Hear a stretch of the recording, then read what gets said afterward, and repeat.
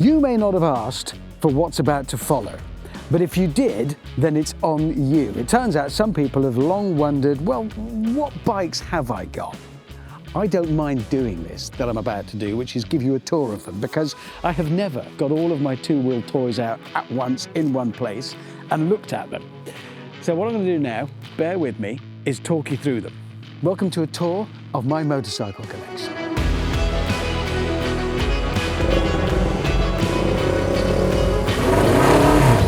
Sorry neighbours. This is probably not a good way to kick off a video on DRIVETRIBE where we're dynamic and fast moving. I'm going to say I hope you've got a cup of tea handy and maybe a 1,000-piece jigsaw puzzle. But let me talk you through each of these and why I have them.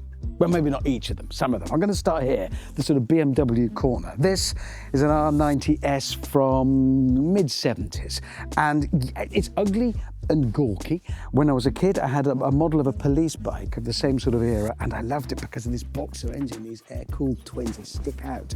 And that, back in '76, was the business. It was the needs of be a fast bike competing with the fast chaps. By contrast, this old truck is kind of the least collectible of everything here. It's my BMW RT. It's just a truck. I use this to go to and from London. It has cruise control and a top box. They're not cool, they don't impress people, but I love it. Before we move further through BMWs, this is going to be a mess. Over there is a Kawasaki ZXR 750. When I was a kid, 16, riding around on my little moped, me and my mate Ian used to go to Mixtiano's Kawasaki in Harrogate, and we would look at these and just dream, because it had these, like Hoover pipes, air intakes. Air goes in here, over there, and down into the carburetors below, slurping away to make power. This was the business. By modern standards, unbelievably crude, but this is where bikes, just the same as cars, you look at a car of your era, if you're my age, and it sets the heart racing. That does the job for me. This rather sorry looking thing is a KR1S. It differs from most of the bikes here. It's a two-stroke, which means below 7,000 RPM, it's only 250cc, below 7,000 RPM, you think it's broken. And then suddenly it comes on the power band, the valves open, and it goes absolutely berserk. Works a bit like a 1990s Porsche 911 Turbo. None of the power, all of the power. The reason it's got no bodywork on it is I took it into a workshop a while ago. It rhymes with tallest dog. And I dropped off all the tank and the panels to be painted, and we haven't got round to it yet. One more off this side as we move up. Every one of these has a reason to be here. This, Norton. This is an original race bike. This was raced. These are John Tickle parts up front. Again, not fast by modern standards. This was raced. I have pictures of it racing in period in the 50s. And it's a little rocket, and it's a featherbed frame. So this isn't the original Norton frame. It was rebuilt onto this frame, and that was all about giving it extra stiffness and lightness, even way back then, decades ago. And it feels like a thoroughbred. There's a couple of these bikes that do have that thoroughbred special feeling. Back to BMW world over here. This is the 30-odd-year-old version of that. I've always had a soft spot for these because well, look, I'm going to sit on it, and you look like it. I mean, they're Wally-ish, bolt upright, big screen. But this was when the Germans showed us how to make a bike for touring that isn't styled to be exciting, certainly not by modern standards, but God, it worked. I've got this one, even in this somewhat suspect colour, because it was through a friend of a friend. It's 30-odd years old, and it's done a total of 4,500 miles. He was obliged to sell it. He was getting on a bit for riding it, and I thought, well, yeah, I'll take that on. My ambition for this one day is to take it on a tour. I just loved, even bikers don't like this bike, but I love it. I had another one of these that had done 180,000 miles, and that on a bike is phenomenal. Then we get really old, still with BMW. This is 1929. Note the same boxer, the same flat twin.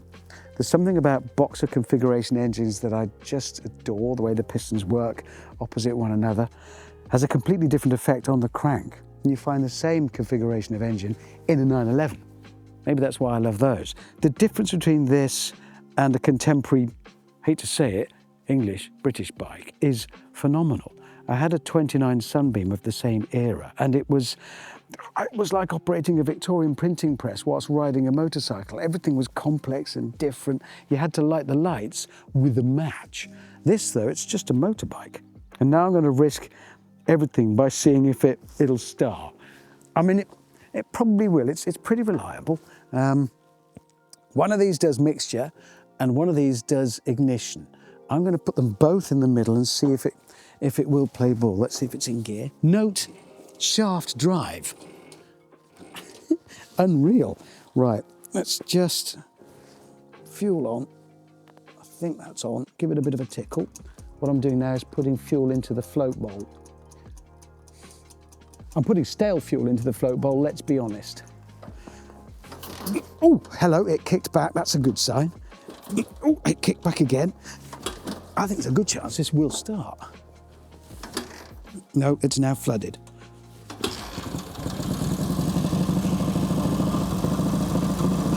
And honestly,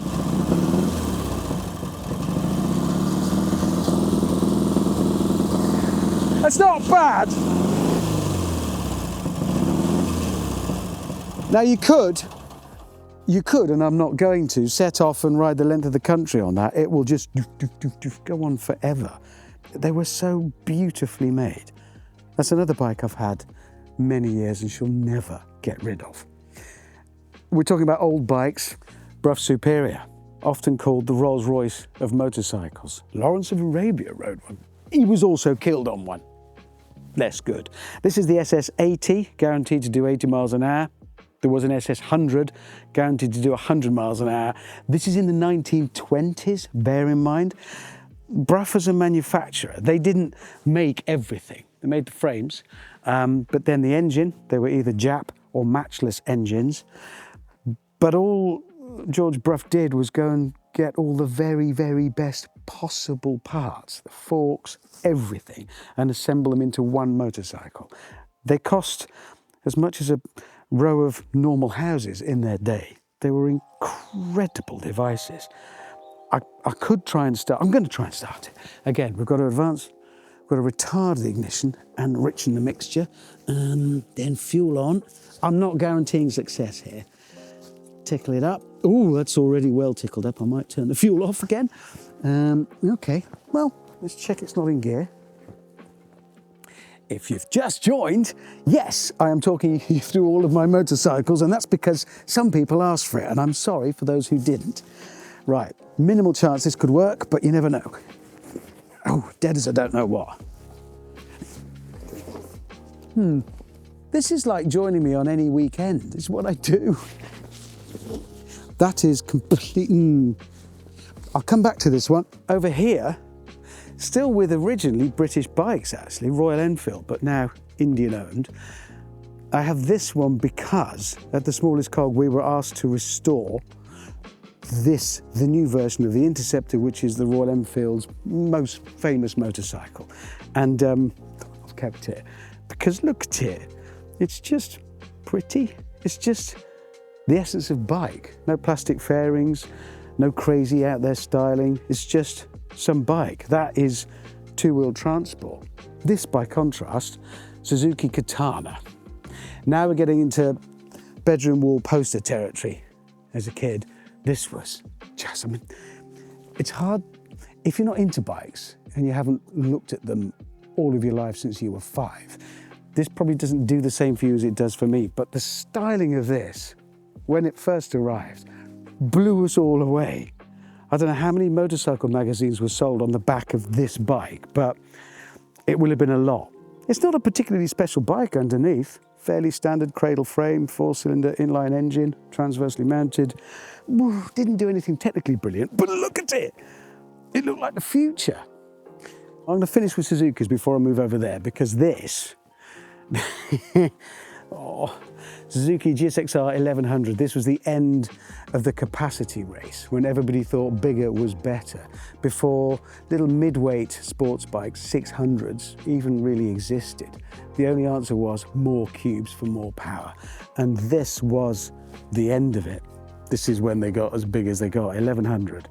And in 92, I'm thinking, correct me if I'm wrong, around about that, I was riding on my little 125, I think, pulled into a petrol station and one of these was there.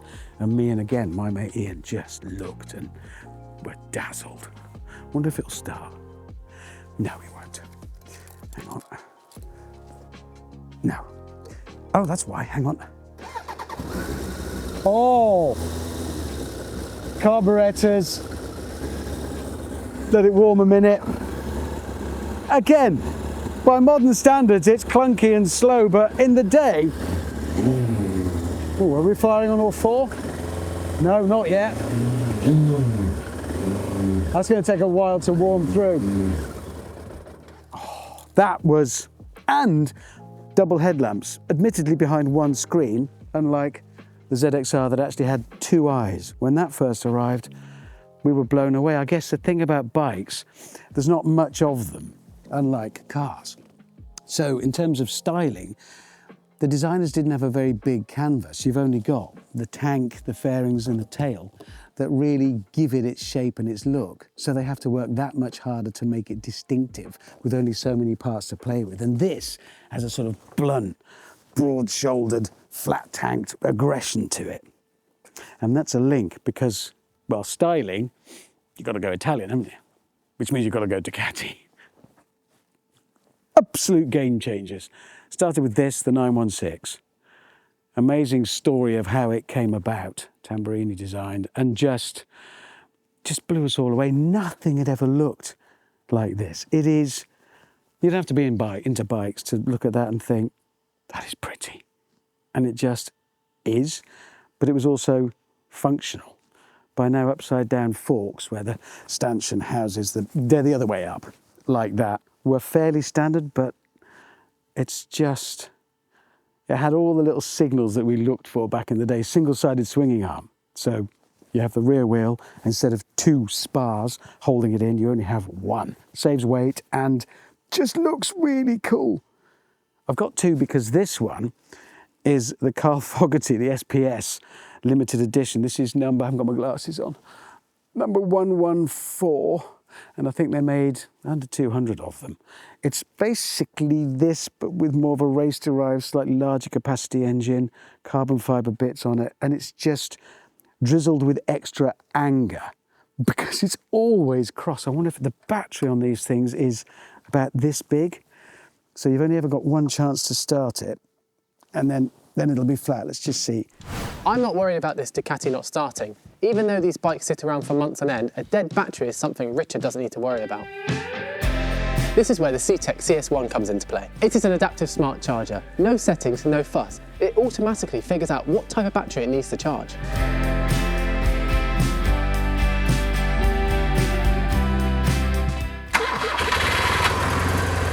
Even after weeks of sitting idle in the barn, the CS1 ensures that the bikes start first time every time. It keeps batteries healthy and prevents wear from long-term storage. Ideally, you'd keep each bike on its own charger, but the beauty of the CS1 is its flexibility. You can move it easily between bikes and even use it on your car because it automatically adapts to each battery. That is the peace of mind that the CS1 gives you. Reliable batteries, ready bikes. Check it out on the link below. Hang on. Ooh, fuel pump. This may or may not start. If it doesn't start first time I've had it. It is terrifying. Dry sump clutch, you can hear it. Dagga, dagga, dagga. If I pull it in, that noise goes away.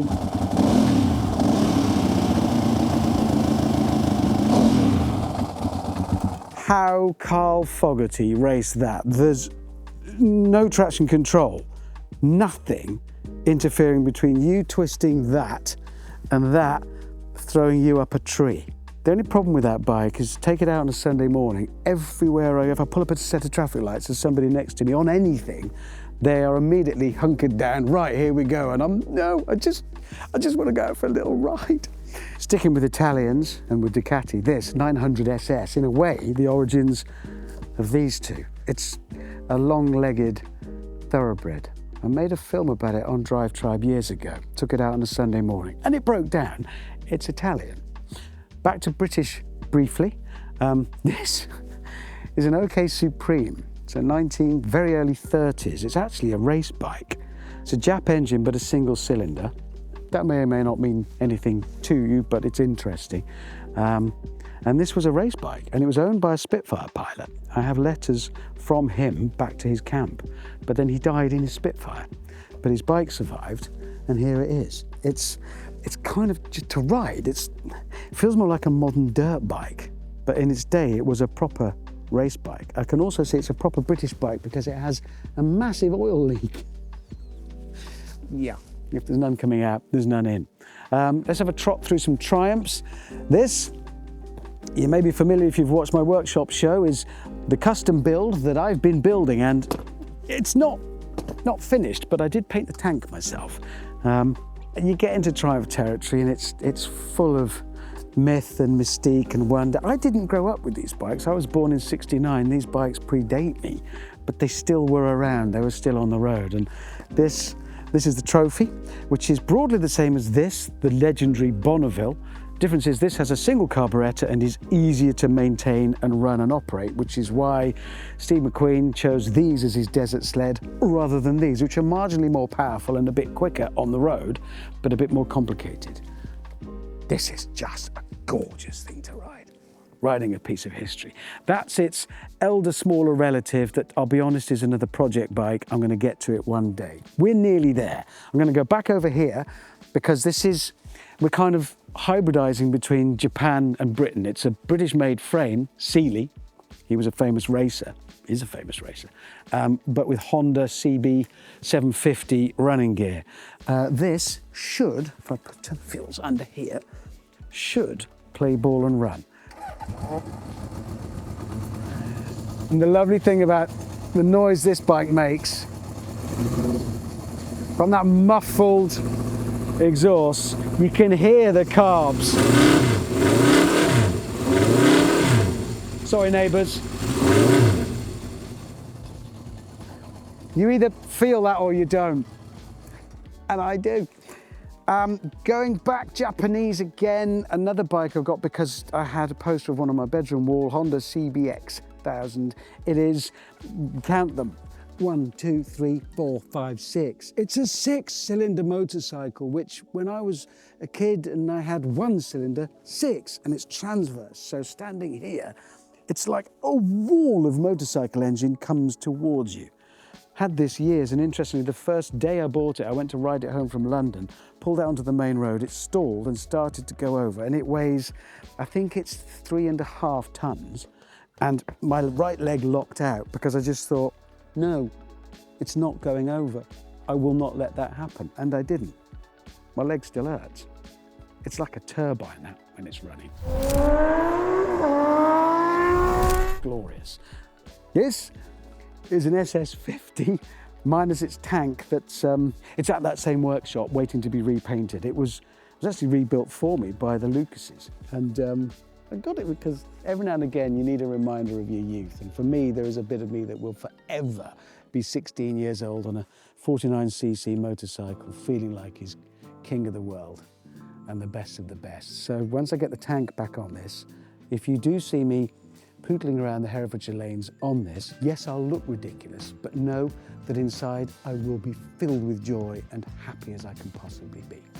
Nearly at the end now, one more Japanese bike to show you, which is Yamaha FZR 750. It's the rare one, yada, yada, yada. I got it because look, if you weren't around then, it doesn't mean anything to you, but to me, that is an era and it still looks good today.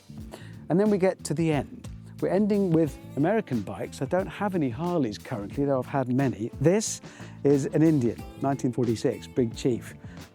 I mean, look at the Art Deco styling on it. It's just, the only thing with this bike, everything's in the wrong place.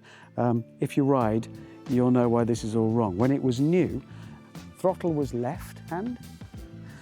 Your right hand adjusted and advanced and retarded the ignition. Then your right foot did the brake, your left hand did the gears, and your left foot the clutch. So when I said earlier it was like operating a Victorian printing press whilst riding a motorcycle, mates of mine have sat on this, we've got it running and they've pulled away using the foot clutch and the hand gear, and that's fine, but then they're moving. And then there's just screams of laughter and terror as they think at some point I'm going to have to stop. And I did once in London on Chiswick High Road in my car, see a chap pull up alongside me on one of these, exactly this bike. And I leant across and said, "Have you left the controls originally?" "Yep." And he was riding it through London traffic and he got a salute. And then finally this, another Indian FTR, the one I rode in on today. It's probably the one you're most likely to see me on at the moment because, well, for me, this, I don't think they make it anymore. FTR 1200, carbon edition. It kind of brings together so much of what I love about these bikes. I mean, it's cool. The styling I love. And it looks cruisery, like a lot of my bikes do, but unlike most cruisers, this thing works. It's actually a little bit naughty. So the only downside of this bike is a tiny tank range. Range anxiety on a motorcycle. After about 150 miles, you're going to be refilling it. But to be honest, that's a good thing because it does encourage the hooligan in a person. So after 100 miles, you're ready for a little bit of a rest and calm down. But that's the bike I'll be taking home today. That concludes the lengthy, requested tour of my motorcycles. I hope you enjoyed it. And if you did and you want to see more two-wheel stuff, you can click here to watch a video of me riding my very, very first motorcycle from very nearly 40 years ago. If you've had enough of two wheels for now, you can get back on four wheels by clicking here to see a tour of my cars. Either way, hope you enjoy.